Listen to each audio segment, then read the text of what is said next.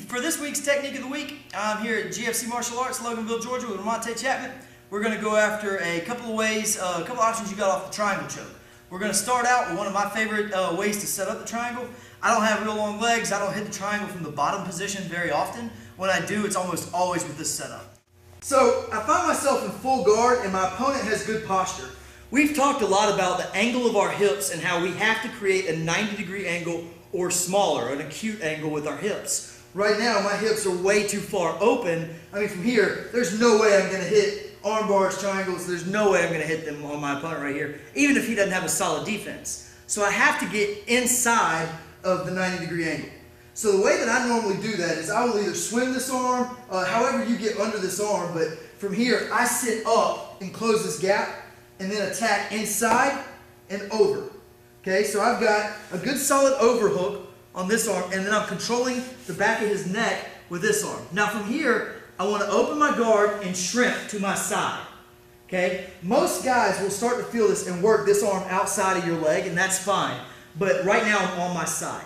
From here, if you don't get the triangle, you've got a bunch of options of bringing his head across here, attacking this arm with Kimuras. You've got a bunch of options. But from here, a lot of times guys will start to try to posture, whatever. From here, I'm using knee pressure with my left knee to keep his posture broken, and my right arm is going to go from his neck down to his bicep. Now from here, I just sit toward him and start working my foot out. So from here, I hold my hand on his bicep as long as I can, foot goes to his hip, and comes back over. Notice I still have this overhook. From here, I like to underhook this arm before I go to lock it up. That way he can't turn away from me, and then I swim under and bring this over. Okay, so now I found myself in the triangle choke. When you're here and you get to right here, when you swim this under, if the guy goes to posture up and you go to lose it, you can just transition directly into the armbar. But more often than not, I won't start to transfer until I've locked up the triangle so I can get it here and I can start to finish my choke. So all in motion, it looks a little more like this. We're here, I attack by closing the distance. Sitting out to the side, reaching down, clearing the bicep, clearing the foot through.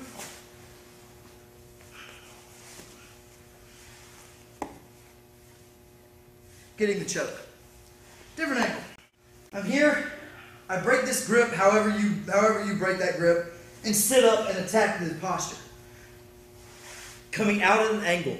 Keeping this knee. This knee is the key. Alright? This is going to help keep his posture down, but really pinching my knees together on his chest and his spine is what helps keep the posture broken. Find the bicep and push it away.